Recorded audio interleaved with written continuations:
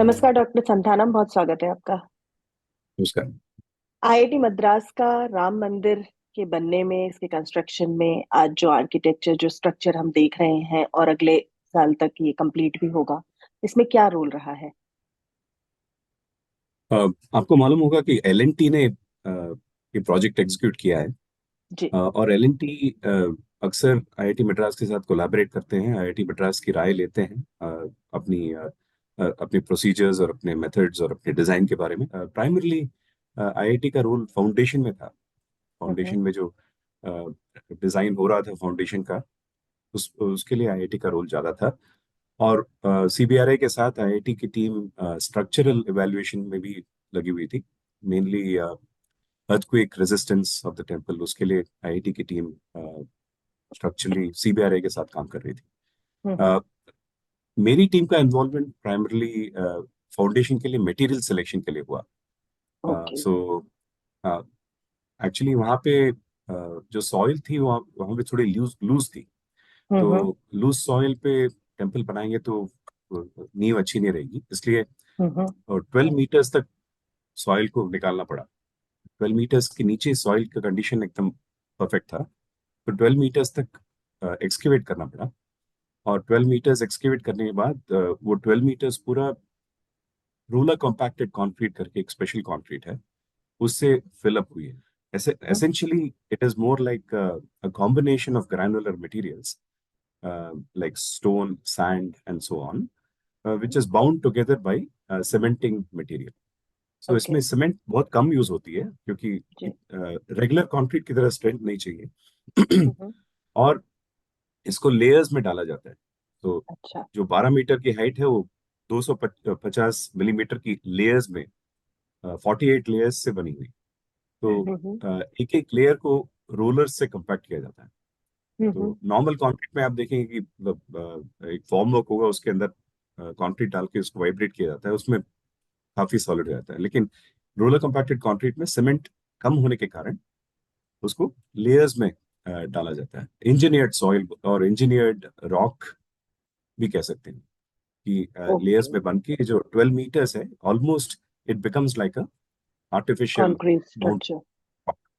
Well, जी you जी, can call बहुत इट अ रॉक अच्छा। तो इटसेल्फ। मटेरियल सिलेक्शन स्पेसिफिकली किस किस मटेरियल पे क्या क्या सिलेक्ट किया गया? और in my opinion it's engineered rock. Hmm. उसमें उसमें जो मटेरियल्स हैं वो हैं cement, fly hmm. Ash, sand और स्टोन। यही चार मटेरियल है। Of course hmm. Water is also added to react with the cement. तो हम्म। अ, ये मतलब कंक्रीट की भी यही कॉम्पोजिशन होती है। लेकिन ये ओके। वाला कंक्रीट अलग अलग टाइप का कंक्रीट है, इसमें मतलब सीमेंट बहुत कम है, क्योंकि मेनली ये जो है वो रॉक पे डिपेंड करती है। तो हम्म। इन आप नॉर्मल रोड वर्क्स में भी देखते होंगे कि मतलब जो रोड जो एसफॉल्ट कंक्रीट लेयर है उसके नीचे जो सॉइल है उसको बार बार कॉम्पैक्ट किया जाता है। ये हम्म। कॉम्पैक्शन के कारण उसका एकदम कैरेक्टर एकदम बदल जाता है। So hmm. That's exactly what we wanted to do here. Soil क्योंकि 12 मीटर्स तक ठीक नहीं थी, हमने ये मटेरियल चूज किया, इसको लेयर्स में ले करके एकदम स्ट्रॉन्ग फाउंडेशन बनाया। उसके ऊपर एक और कंक्रीट राफ्ट जिसे बोलते हैं वो बनाया। कंक्रीट राफ्ट का ये होता है कि मतलब ऊपर का जो सुपर स्ट्रक्चर है, जो टेम्पल का स्ट्रक्चर है, उसको परफेक्टली वो लोड लेके नीचे फाउंडेशन तक प्रॉपरली उसको ट्रांसमिट करे। तो जो हम्म। राफ्ट जो है वो एग्जैक्टली टेम्पल की शेप में, मोर और लेस टेम्पल की शेप में है, वो टेम्पल के एग्जैक्टली नीचे आता है। So hmm. That's about 1.5 metre tall concrete raft. जो क्रिटिकल सॉइल टेस्टिंग की आप बात कर रहे हैं, जिससे ये पता चला कि वो सॉइल ठीक नहीं है और उसको हटाने की जरूरत है, ये सॉइल टेस्टिंग कैसे की जाती है? क्या पूरा प्रोसेस होता है? अगर आप संक्षेप में बता सके जो आम आदमी को भी समझ आ सॉइल टेस्टिंग की प्रोसेस मतलब एसेंशली सॉइल की एक वैल्यू होती है, बोलते हैं एन वैल्यू। सो सके। जो एन वैल्यू पता करने के लिए दो तीन इंस्ट्रूमेंट्स हैं, वो सॉइल में यूज करते हैं। वो ठीक है। इंस्ट्रूमेंट का काम है कि मतलब सॉइल को डिफरेंट डेप्थ्स में स्कैन करे। हम्म। तो डिफरेंट डेप्थ्स में सॉइल की टेस्टिंग होती है। जी। तो इसी वजह से हमने जो प्रोफाइल बनाई, उसमें पता चला कि मतलब 12 मीटर के नीचे जो सॉइल है वो सब प्रॉपरली कॉम्पैक्टेड है, उसमें कोई प्रॉब्लम नहीं है। क्योंकि हम्म। सॉइल जो ऊपर रहती है थोड़ी लूज रहती है, सो लूज रहेंगे तो उसका एन वैल्यू कम रहेगा। Of course. तो जब टेस्ट करते हैं तो पता करना चाहिए कि एन वैल्यू करेक्ट है कि नहीं। हम्म वही हम्म हम्म, सॉइल टेस्ट वही है। जी। जो आपसे जो ये LNT ने आपके साथ कोलैबोरेट किया या आपके साथ हमेशा ही कोलैबोरेट करती हैं, तो जो बाकी स्ट्रक्चर्स को बनाने में जिस तरह की आप राय देते हैं, जिस तरह से काम किया जाता है, और राम मंदिर को बनाने में क्या डिफरेंस था एग्जैक्टली exactly, जो इस बार और ज्यादा ध्यान रखा गया? हाँ, एक बहुत बड़ा डिफरेंस ये है कि कोई सरिया यूज नहीं किया गया इसमें। हम्म। राम मंदिर में जो कंक्रीट था, ऑफ कोर्स फुटिंग में तो पूरा इंजीनियर रॉक है, उसके हम्म ऊपर जो कंक्रीट राफ्ट आ रहा है जो 1.5 मीटर का राफ्ट है, उसमें सरिया बिल्कुल यूज नहीं किया गया।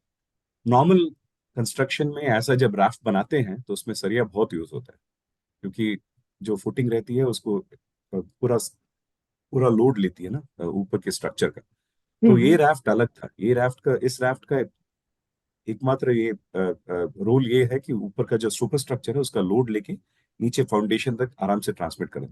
लेकिन बिना सरिये के कंक्रीट को कंट्रोल करना थोड़ा मुश्किल है, क्योंकि कंक्रीट की ऐसी कैरेक्टरिस्टिक होती है, उसको आप दबाएं तो वो अच्छा लोड रेजिस्टेंस रहता है, लेकिन कंक्रीट को आप पुल करें तो उसका रेजिस्टेंस कम है। तो अच्छा। इसलिए, हाँ, तो इसलिए मैं बिना सरिये के कंक्रीट को कहें, आप सरिये के हम्म साथ कंक्रीट को रखेंगे तो उसको पुल भी कर सकते हैं, कोई प्रॉब्लम नहीं। तो उसको हम हम्म टेंशन बोलते हैं। जो सरिया हम्म है उसको सरिया इसलिए हम देते हैं क्योंकि टेंसाइल लोडिंग रेसिस्ट करता है। कंक्रीट को सिर्फ कंप्रेशन लोडिंग अच्छे से रेजिस्ट करना आता है, जैसे जैसे कि रेगुलर स्टोन। कंक्रीट आप देखा जाए तो आर्टिफिशियल स्टोन ही है और कोई डिफरेंस नहीं है कंक्रीट और स्टोन में। लेकिन बिना सरिये के थोड़ा प्रॉपर्टीज कंट्रोल करना थोड़ा मुश्किल है। तो इसलिए बहुत देखभाल के साथ वो कंक्रीट पूरा लेकर करना पड़ा। जो 1.5 मीटर का जो राफ्ट है वो काफी देखभाल के साथ ले करना पड़ा, क्योंकि कंक्रीट बिना सिरे के साथ क्रैक हो सकता है। तो जो हम्म। क्रैकिंग ना आए इसके लिए काफी प्रिकॉशंस लेने पड़े और बहुत ध्यान से उसको डालना पड़ा। पूरा तो I think really lasted several months. वो जो कंक्रीटिंग था हम्म। परफेक्टली काम किया, और परफेक्ट क्वालिटी कंट्रोल इतना अच्छा था कि मतलब cracking cause natural calamities specially earthquakes, 1000 साल तक मंदिर ऐसा का ऐसा ही रहेगा, बहुत सारी बातें हम सुन रहे हैं कि बहुत ही एकदम इंजीनियरिंग मार्वल है ये। हमें बताएं कि कैसे किसी भी बिल्डिंग को अर्थक्वेक से बचाया जा सकता है, 1000 साल तक उस पर कुछ भी आंच नहीं आएगी, और इसके लिए किस तरह के इंजीनियरिंग या IIT मद्रास ने कैसे मदद की? अर्थक्वेक सब्जेक्ट में तो मैं एक्सपर्ट नहीं हूँ, पर फिर भी ये कह सकता हूँ कि अर्थक्वेक रेजिस्टेंस के लिए हमें बिल्डिंग को ऐसा बनाना चाहिए कि जो हिलते समय कोलैप्स ना हो। सो हिल के अगर जो जो उसमें एडिशनल डिफॉर्मेशन है वो बिल्डिंग में अकोमोडेट हो जानी चाहिए, वही अर्थक्वेक डिजाइन में है। आप बहुत ही एकदम रिजिड बनाएंगे बिल्डिंग को तो अर्थक्वेक में मूव करते समय एकदम कोलैप्स हो सकती है। तो ये सब ध्यान में रखे, बिकॉज ऊपर के स्ट्रक्चर में भी सरिया नहीं है। अर्थक्वेक रेजिस्टेंस के लिए नॉर्मल सिविल इंजीनियरिंग स्ट्रक्चर में सरिया जरूरी है। सरिया के बिना हम्म। Earthquake resistance normal civil engineering structure में नहीं आ सकता। लेकिन जब स्टोन स्ट्रक्चर बनाया जा रहा है तो उसमें सरिया की तो बात ही नहीं है। तो जो स्टोन हम्म। स्ट्रक्चर है उसका जॉइंट्स वगैरह जो है वो प्रॉपरली डिजाइन करना पड़ता है, क्योंकि जब अर्थक्वेक आए तो ये जॉइंट्स थोड़ा अकोमोडेटिव रहे, कि जी। जो मूवमेंट है उसको अकोमोडेट करके फेल कोलैप्स हुए बिना रहे। तो वही वही काफी स्ट्रक्चरल मॉडलिंग, सॉफ्टवेयर मॉडलिंग किया, और जॉइंट्स टेस्टिंग वगैरह भी स्ट्रक्चरल CBRA के साथ स्ट्रक्चरल इंजीनियरिंग ग्रुप ने की। तब हम्म। उनको एकदम आश्वासन आया कि मतलब हाईएस्ट अर्थक्वेक लेवल, क्योंकि Indo Gangetic plain is close to Himalayas, तो वहां पे hmm. Earthquake level properly design करना पड़ता है। तो यहाँ जी पे this entire structure has been designed for the highest level of earthquake resistance. जी। जो आप पत्थरों की बात कर रहे हैं, हमने भी पढ़ा कि सैंडस्टोन का यहाँ पे जो इस्तेमाल किया गया है, दो पत्थरों को जोड़ने के लिए जब सरिया नहीं है, कॉर्नर्स बनाने के लिए, एक स्ट्रक्चर खड़ा करने के लिए, फिर किस चीज का इस्तेमाल करना होता है, कैसे ये चीजें जुड़ी रहती हैं और एक ढांचा तैयार होता है? जॉइंटिंग के लिए कॉपर इस्तेमाल कर सकते हैं। सो अच्छा। मैंने पूरा सुपर स्ट्रक्चर का कंस्ट्रक्शन देखा नहीं है, पर हम्म मोस्टली कॉपर कॉपर से जॉइंटिंग हो सकती है सैंडस्टोन की। हम्म और जो जो कट्स जो करते हैं स्टोन में, उससे भी जॉइंटिंग हो सकती है। पर मैं, आजकल ग्रीन बिल्डिंग्स का भी कॉन्सेप्ट होता है, हम हाँ, देखते हैं, क्या उस तरह का कुछ भी मंदिरों में भी किया जा सकता है? नहीं, ऑफ कोर्स ग्रीन बिल्डिंग में हम क्या करते हैं, एक इम्पॉर्टेंट चीज ये होती है कि कंक्रीट से हम सीमेंट थोड़ा कम यूज करना पड़ता है, क्योंकि हम्म। सीमेंट के साथ काफी एडिटिव्स हैं, मिनरल एडिटिव्स, जो कि सीमेंट की तरह ही काम करते हैं। हम वही ट्राई करना चाहते हैं ग्रीन बिल्डिंग में। तो इस सीमेंट कम यूज करके एडिटिव्स साथ में यूज करने से कार्बन डाइऑक्साइड एमिशन उस बिल्डिंग से थोड़ी कम होती है, और एनर्जी यूज भी थोड़ा कम होता है। तो अयोध्या में भी आप देखेंगे तो फिर ग्रीन बिल्डिंग का एक कॉन्सेप्ट वो राफ्ट में यूज किया था हमने। राफ्ट में जो कंक्रीट बना है, उसमें भी हमने एक मल्टी कंपोनेंट ब्लेंड यूज किया है कंक्रीट के लिए, सीमेंट कम रखने के लिए, क्योंकि लॉन्ग टर्म ड्यूरेबिलिटी, 1000 साल की ड्यूरेबिलिटी चाहिए। तो हमें ऐसा स्ट्रक्चर बनाना है अंदर जो पुराने जमाने के टेम्पल्स में भी होता था। पहले हम लोग लाइम यूज करते थे, आजकल सीमेंट यूज करते हैं, पहले हम लोग लाइम यूज करते थे। Lime upon exposure, atmospheric exposure होते होते लाइम स्ट्रांग होते जाता है। इसकी एग्जाम्पल एक और है, रोमन कंक्रीट करके, आप अगर इंटरनेट पे देखेंगे तो रोमन कंक्रीट भी बनाई है इसी तरह से। उस टाइम पे सीमेंट तो था नहीं, पर जो कॉम्पोजिशन था वो काफी सिमिलर है, सीमेंट के साथ एडिटिव यूज करने से वही कॉम्पोजिशन आता है। वो रोमन कंक्रीट 2000 साल तक इवन सी वाटर में भी ड्यूरेबल रही। ऑफ कोर्स उसमें स्टील यूज नहीं हुआ है, सरिया यूज नहीं हुआ है। सो सरिया जहां भी यूज करेंगे, लाइफ 100-150 ईयर्स के ऊपर बनाना थोड़ा मुश्किल है। नहीं तो जी। स्टेनलेस स्टील यूज कर सकते हैं, स्टेनलेस स्टील से थोड़ा ऊपर 500 ईयर्स तक पुश कर सकते हैं। लेकिन जब सरिया डालते हैं तो लाइफ कम हो जाती है, क्योंकि करोशन तो नेचुरल प्रोसेस है, वो तो होना ही है।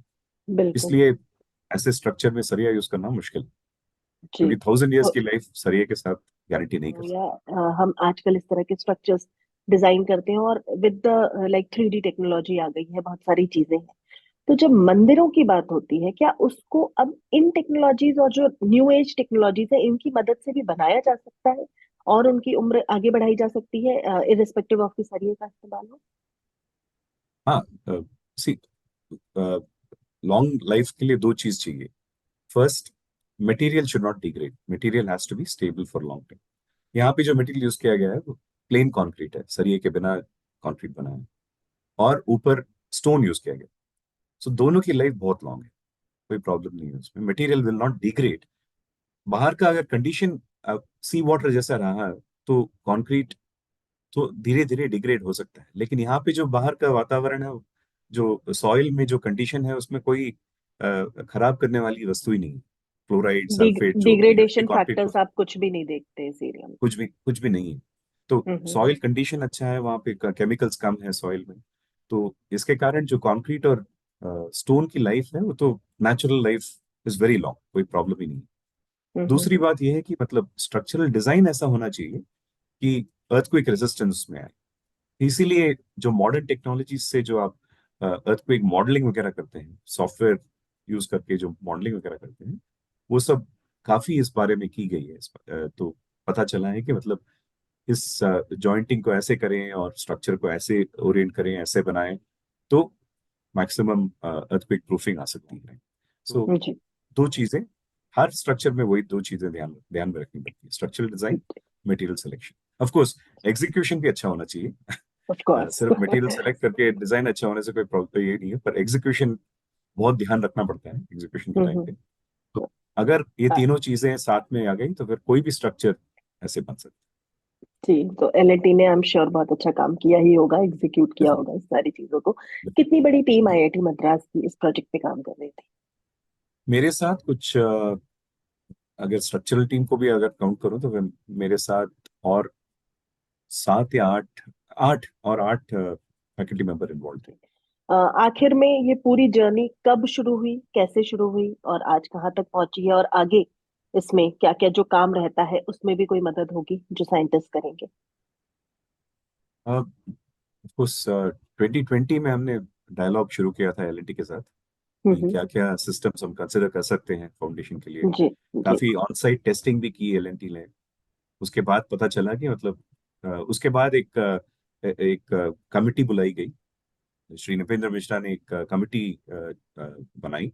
उसमें काफी एक्सपर्ट्स थे, जियो technical experts, soil experts, concrete material experts, structural experts. सबने मिलकर ये तय किया कि जो 12 मीटर की गहराई तक एक्सकेवेट करके वहां पे रोलर कॉम्पैक्टेड कंक्रीट भरना बेहतर रहेगा। तो ये पूरी कमेटी ने ये सब सेट किया। उस कमेटी में बाकी आईआईटी से भी काफी लोग थे, आईआईटी कानपुर, आईआईटी दिल्ली, काफी काफी साइंटिस्ट वगैरह इन्वॉल्व थे, और सीबीआरए सभी इन्वॉल्व थे। तो 2021 में हमने एग्जीक्यूशन शुरू किया था एलएनटी ने, जो फाउंडेशन का। कंटिन्यूसली फाउंडेशन मॉनिटरिंग तो हमने की थी, और आई थिंक 22 बिगिनिंग से उन्होंने जो स्टोन लेइंग शुरू किया फाउंडेशन पे। तो ऑफ कोर्स अब तो जो काम है वो स्ट्रक्चरली क्रिटिकल नहीं है, क्योंकि मोस्टली अभी एस्थेटिक वर्क ज्यादा हो रहा है, और जी। बाहर की जो परिक्रमा है उसको बनाने का काम अभी चल रहा है। ओके, एनीथिंग एल्स आप कुछ और जोड़ना चाहेंगे इस बातचीत में? जस्ट यही कहना चाहता हूँ कि मतलब जो एकेडमिक इंस्टीट्यूशंस हैं और इंजीनियरिंग ऑर्गेनाइजेशंस हैं, साथ मिलके बहुत अच्छा काम कर सकते हैं, जो इसका एक प्रूफ अयोध्या मंदिर। थैंक यू सो मच हमारे हमसे बात करने के लिए, समय निकालने के लिए। Thank you. नमस्कार।